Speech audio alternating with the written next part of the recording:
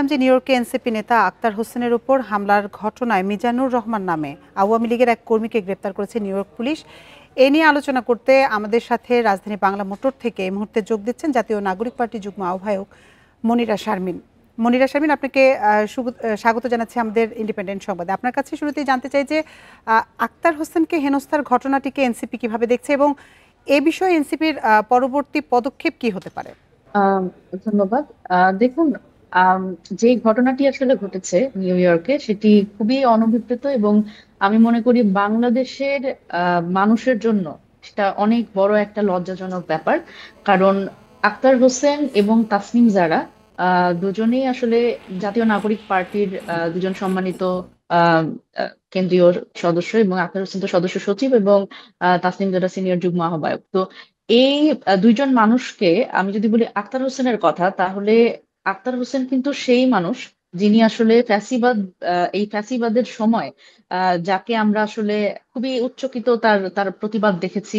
এবং আমি যদি বলি যে অভ্যুত্থান পরবর্তী সময়ে, আমি 5 আগস্টে, আমি যদি বলি যে রাজবন্দী 6 আগস্টে যিনি আসলে বের হয়ে এসেছেন, তিনি প্রথম রাজবন্দী এই এই অভ্যুত্থানের। তো সেই জায়গা থেকে তার যে আম, ভূমিকা আন্দোলনে এবং পুরো আন্দোলনে, যে যারা আসলে সম্মুখ সারির যোদ্ধা তাদের যেভাবে করে খুব কুরুচিপূর্ণ মন্তব্য করা হয়েছে, এবং একজন নারী সদস্য তাকে আসলে যেভাবে করে কুরুচিপূর্ণ মন্তব্য করে তাকে হেয় প্রতিপন্ন করা হয়েছে, এবং এটা আসলে কোনোভাবেই গ্রহণযোগ্য না। এবং এটি বাংলাদেশের জন্য একটি লজ্জার বিষয়। এবং জুলাই আন্দোলন বা এই অভ্যুত্থানকে যেভাবে করে আসলে আওয়ামী লীগের গুন্ডা বাহিনী সন্ত্রাসীরা তারা যেভাবে করে আসলে পোট্রে করেছে, এবং সারা বাংলাদেশের মানুষ এটা দেখেছে, এবং সারা বাংলাদেশের মানুষ এই বিষয়টিতে খুবই ব্যথিত।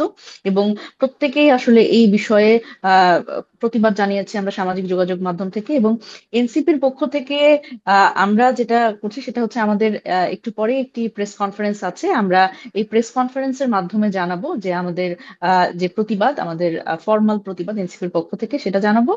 এবং আমাদের আজকে 4টার দিকে আহ আমাদের এনসিপির পক্ষ থেকে একটি বিক্ষোভ মিছিল আছে, এবং আমাদের যে যে জেলা উপজেলায় যে সব কমিটি আছে সারা বাংলাদেশে সবাইকে আসলে স্বতন্ত্রভাবে এই বিক্ষোভ মিছিলে অংশগ্রহণ করার জন্য আমরা আহ্বান জানিয়েছি।